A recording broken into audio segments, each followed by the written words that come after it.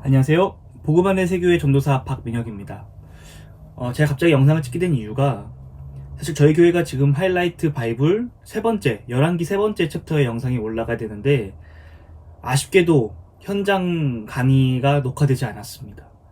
제가 그 전주 열왕기 두 번째 챕터 때 개인적으로 아쉬웠던 부분이 너무 많아서 정말 열심히 준비해 왔는데 안타깝게도 녹화가 되지 않았습니다. 그래서 어쩔 수 없이 제가 따로 이렇게 시간을 내서 열왕기 세 번째 영상을 찍게 됐습니다.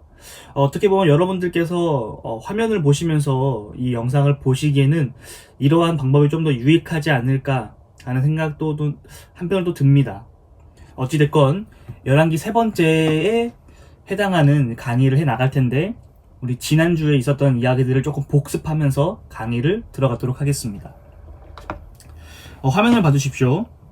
우리가 그동안 살펴봤던 것이 이제 통일왕국에서부터 분열왕국까지 이어지는 이스라엘의 큰 역사였습니다. 그러니까 사무엘 상하, 열왕기 상하에 해당하는 이 엄청난 분량의 역사를 지금 우리 살펴보고 있는 거죠. 사울이 기원전 1050년부터 통치를 시작했고 남유다가 멸망한 기원전 586년까지 그러니까 약 한 500년 정도에 해당하는 이스라엘의 역사를 우리가 함께 살펴보고 있는 것입니다. 그러니까 당연히 어렵고 당연히 수많은 인물들과 수많은 사건들이 등장할 수밖에 없습니다.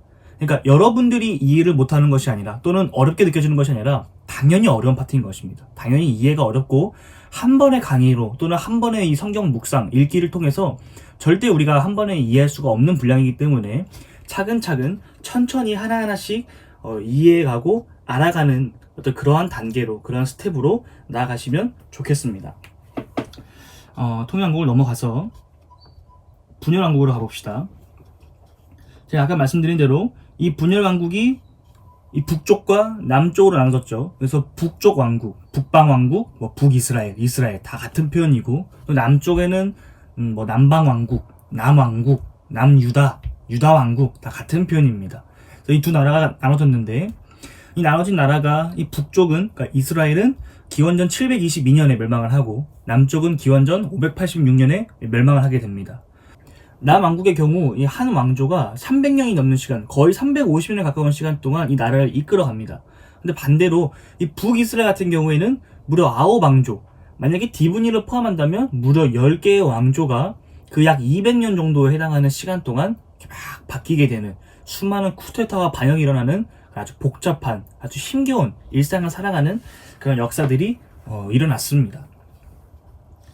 자, 기록 순서를 보게 되면 이제 우리가 제가 말씀드렸던 것처럼 한 왕의 계보가 끝나고 나서 그러니까 북남 이렇게 쭉쭉 이어지는 것이 아니라 예를 들어 북쪽에 있는 왕을 다뤘다면 이 왕이 끝난 다음에 남쪽에서 이 왕이 활동하고 있던 그 시기, 이 왕이 통치하고 있던 그 시기에 존재했던 같이 활동했던 그 왕들의 역사를 나열하고 남쪽에서도 그게 끝나면 북으로 넘어오고 이런 식으로 서로 왔다 갔다 하면서 기록이 되어 있다는 특징이 있습니다.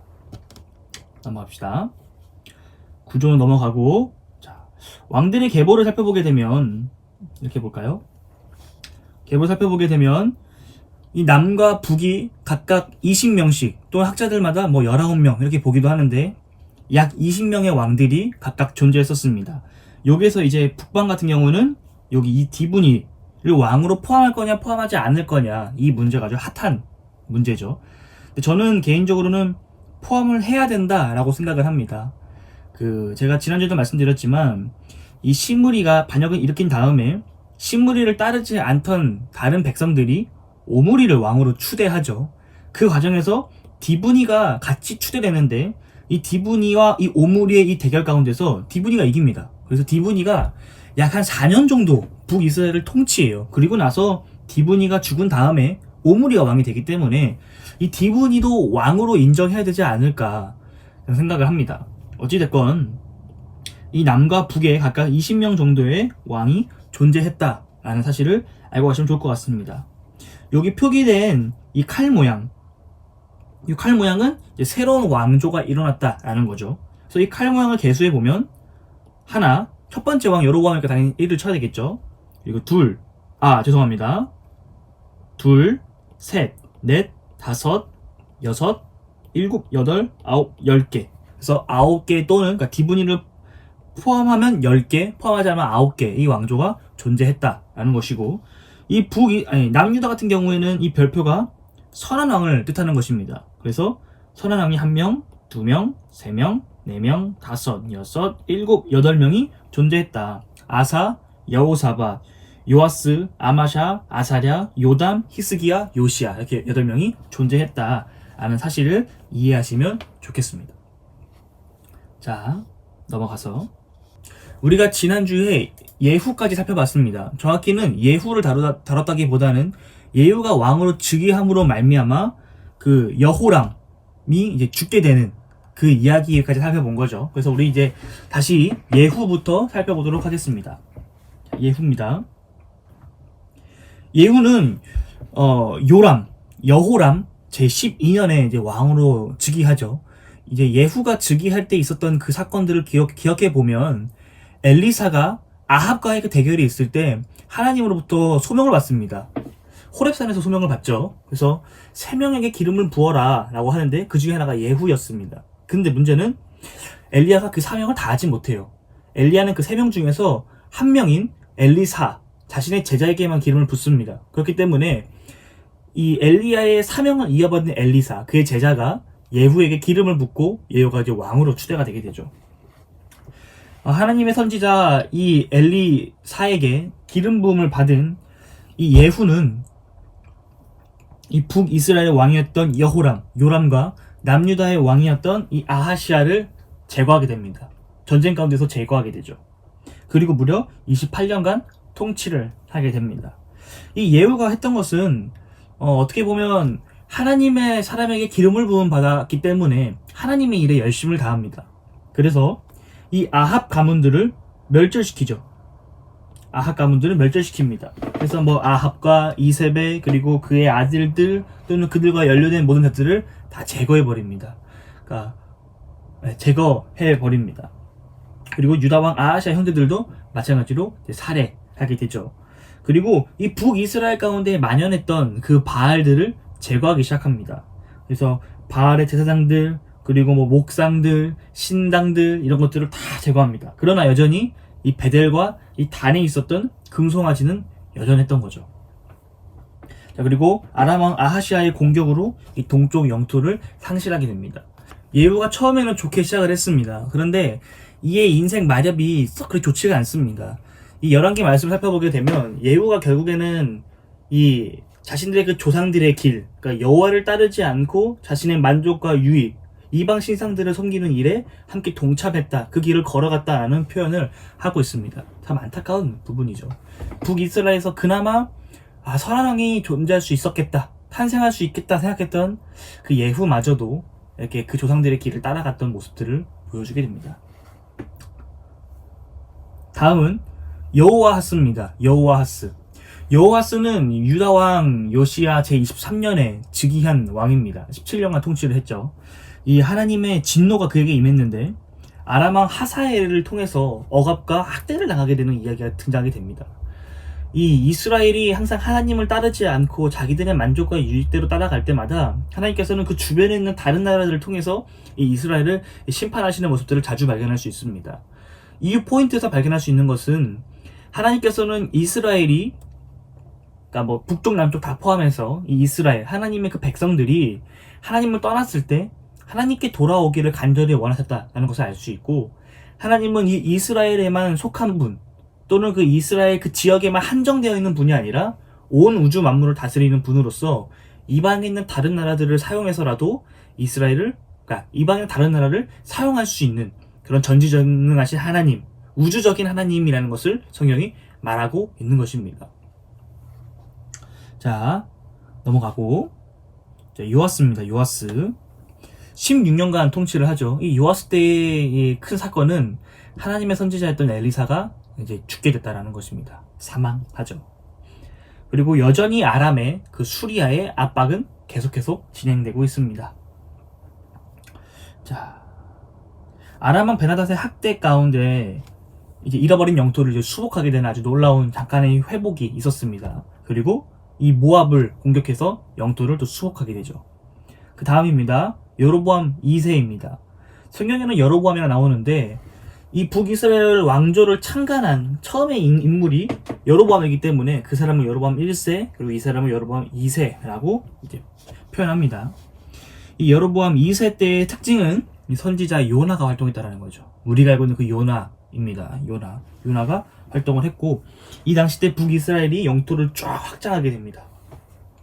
왜냐하면 이때 그 요나의 배경을 보시면 알겠지만 그 아수르의 힘이 약해졌던 때였습니다. 아수르가 그 주변에 있는 다른 나라들의 반란과 침공 때문에 좀 힘이 약화됐던 상황이기 때문에 이때 당시 북이스라엘이 조금 회복의 그 맛을 볼 수 있었던 거죠. 조금 다시 영토를 회복하고 그 아수르로부터의 어떤 억압들 또 아수르와 관련된 다른 나라들로부터의 어떤 그런 억압들로부터 조금 회복될 수 있었던 한숨 돌리고 영토를 다시 좀 확장할 수 있었던 그런 시기가 바로 이 시기였습니다.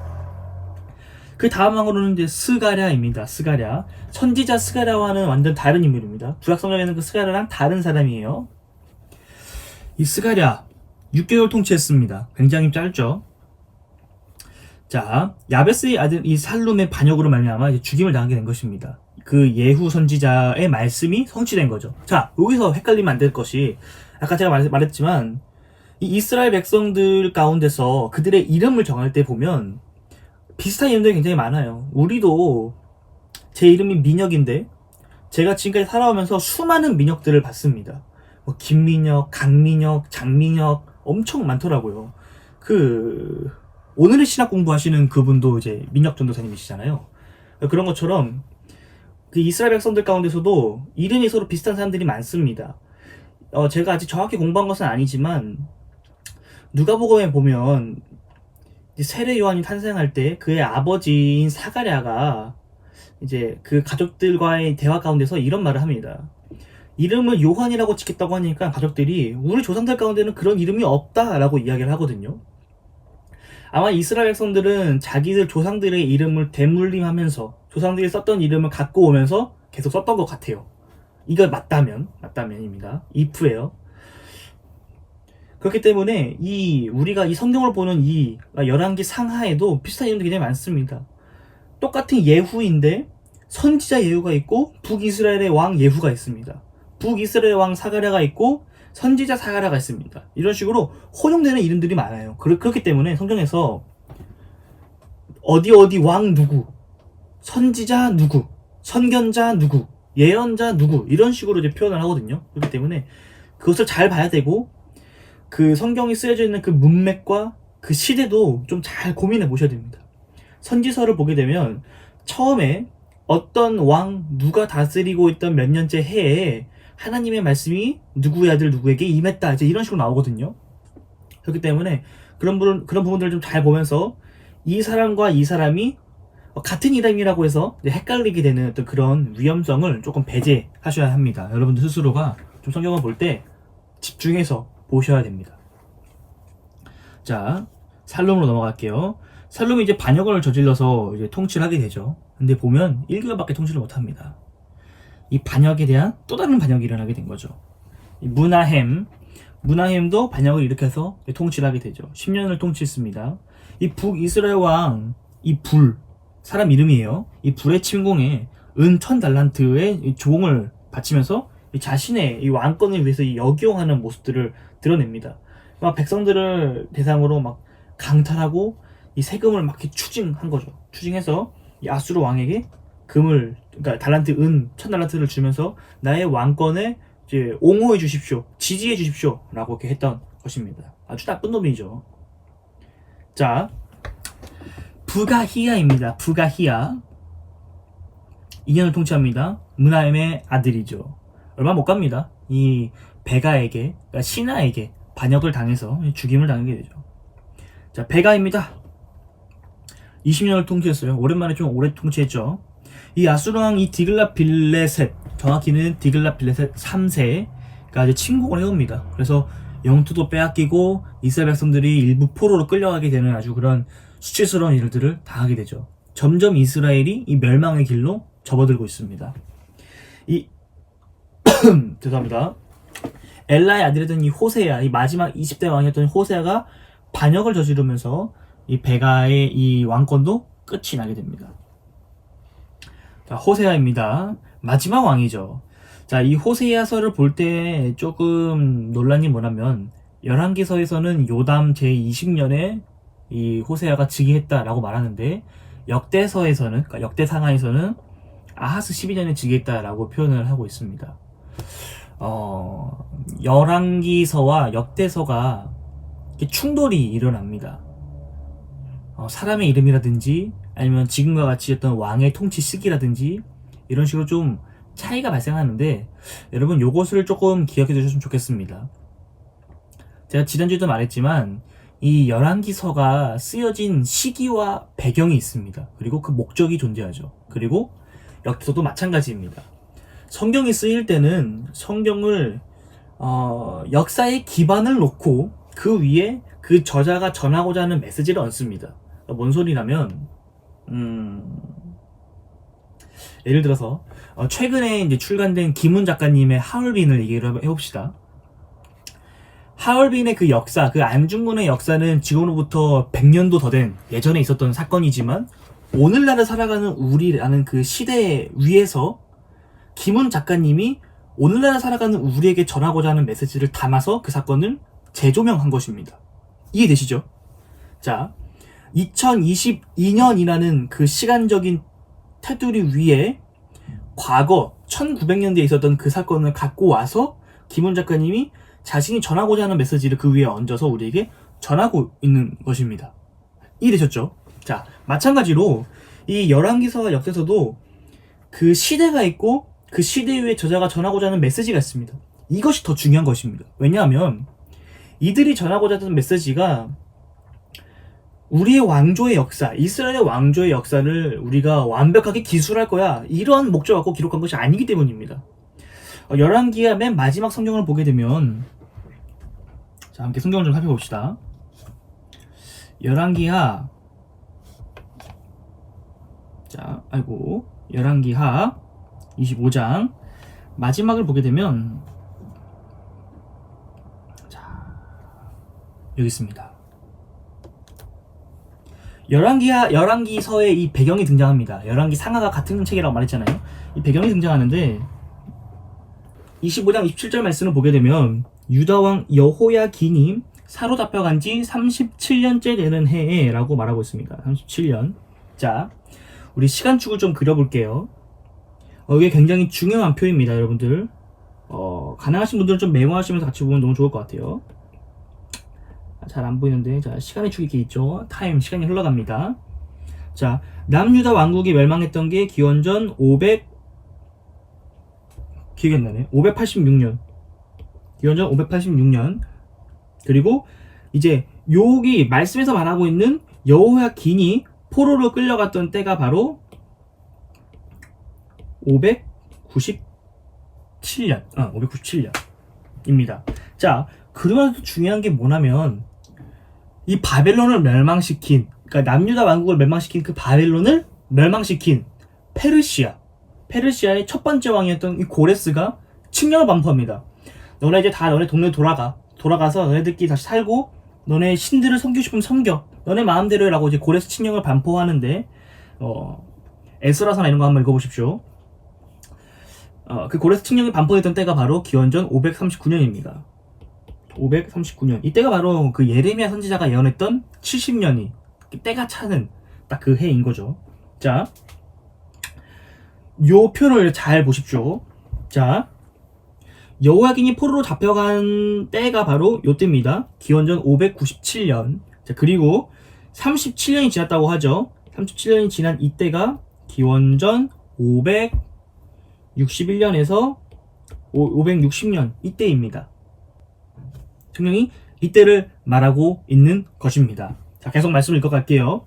바벨론 왕 에월무르닥이 즉위한 원년 12년, 그러니까 즉위한 그 첫 번째 해 원년 12월 그달 27일에 12월 27일에 유다 왕 여호야긴이 옥에서 내놓아 그 머리를 들게 하고 그에게 좋게 말하고 그의 지위를 바벨론에 그와 함께 있는 모든 왕의 지위보다 높이고 그 죄수의 의복을 벗게 하고 그의 일평생에 항상 왕의 앞에서 양식을 먹게 하였고 그가 쓸 것은 날마다 왕에게서 받은 양이 있어서 종신토록 끊이지 아니하였더라 하고 열왕기서가 끝나게 됩니다.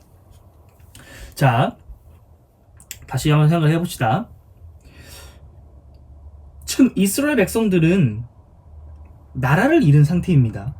왜냐하면 지금 27절에 있는 이 37년의 때가 바로 이때이기 때문에 이미 이 사건을 경험한 사람이 열왕기서를 썼다라는 거죠. 그러니까 열왕기서가 쓰여진 배경은 요 시점으로부터 더 뒤에 요 모든 부분에 해당한다라고 볼 수 있는 것입니다. 이해되셨죠? 자, 그런데 요거 생각해봐야 됩니다.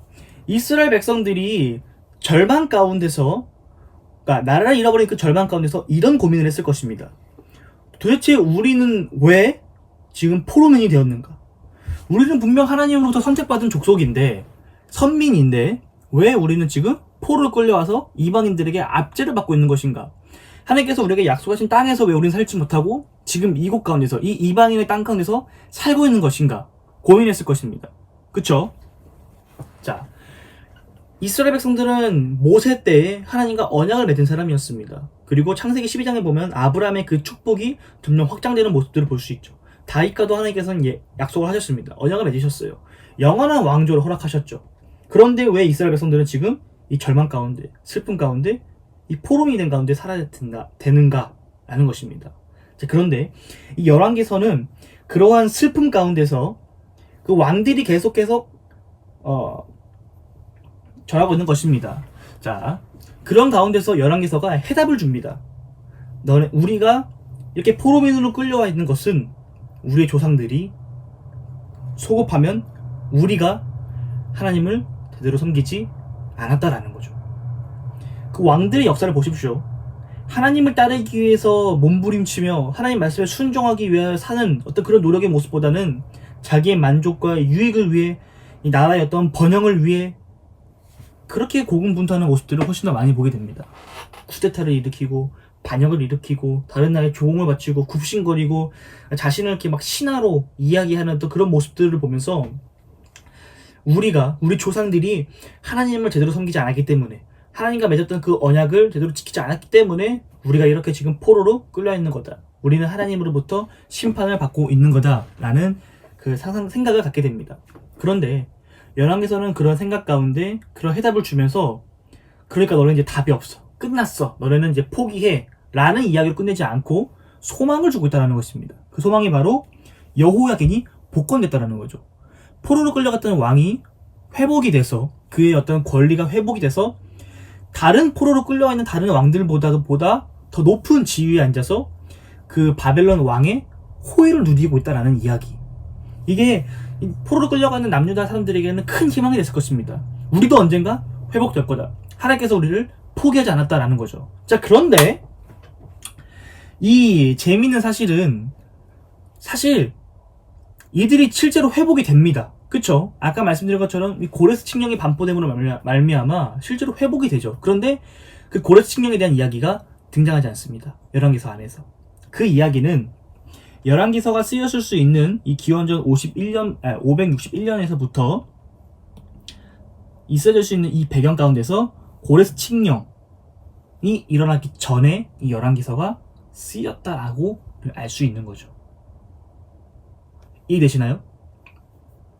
가장 큰 희망의 메시지인 고레스 칙령이 반포되기 이전, 그리고 성경에서 직접적으로 언급하고 있는 이 여호야긴이 사로잡혀간 지 37년 된 해, 요 사이에 열왕기서가 쓰였다는 것입니다. 그렇다면 열왕기서는 지금 제가 이 초록색으로 칠하는 이 부분의 배경 위에서 열왕기서의 저자가 전하고자 하는 메시지가 있다라는 거죠. 반대로 역대서는 역대서의 그 배경 위에, 시대적 배경 위에 역대서의 저자가 하고자 하는 메시지가 있다는 것입니다. 이해되시죠? 요 관점이 다르다는 거예요. 그리고 열왕기서 같은 경우에는 남북 모두를 이야기하지만 역대서 같은 경우에는 남쪽만 이야기를 합니다. 그리고 이 다윗과 이 솔로몬에게 엄청나게 포커스를 맞추고 집중을 하고 있는 모습들을 보여주죠. 이와 같은 관점의 차이가 있기 때문에, 시기의 차이가 있기 때문에 성경에서 조금 충돌되는 부분이 발생할 수 있지만 우리는 그것을 감안하고 넘어갈 수 있는 것입니다. 이해되시나요? 좀 어려운 부분이죠. 사실 신학교에서나 배울 법한 이야기인데, 감안하고 넘어갈 수 있는데, 그렇다면 이것을 그냥 성경에는 오류가 있으니까 성경에 오류가 있구나 이렇게 생각하고 넘어갈 수 있는 부분이냐? 또 그건 아닙니다. 좀 어려운 부분인데 아까 말씀드렸던 것처럼 저자가 전하고자 하는 메시지에 있어서의 오류가 존재하지 않고 이 성경이 필사되는 과정에서 어떤 그런 오류들, 오타들 그런 것들이 존재하는 개념으로 이렇게 좀 이해를 하셔야 될 것 같습니다. 네. 너무 삥 돌았는데 다시 돌아봅시다. 자, 호세아가 이렇게 왕이 됩니다. 20대 왕이 되죠. 반역을 저질러서 왕이 됩니다. 이때 이제 아수르 왕이었던 살만 에셀이 이제 침공을 해오게 되죠.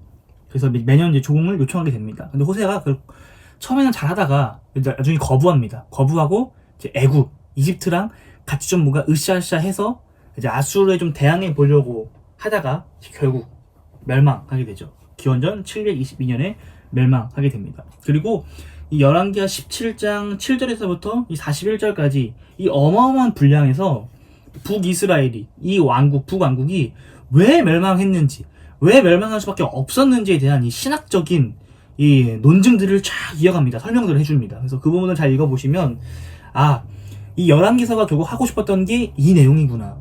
이스라엘 백성들이 이것을 지켜야 됐는데 이것을 지키지 않아서 이들이 멸망하게 됐구나 라는 것을 깨달을 수 있게 될 것입니다.